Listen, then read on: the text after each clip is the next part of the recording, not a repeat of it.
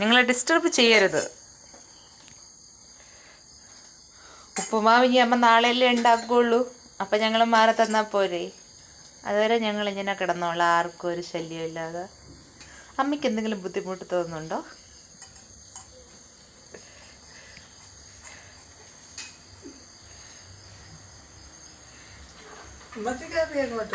അത് അവിടെ കിടന്ന് ഉറങ്ങണത്.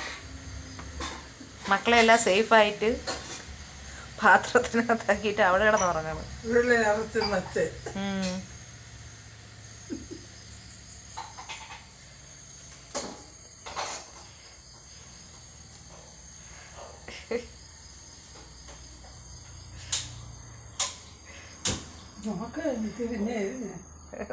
മലർന്ന് നോക്കണ്.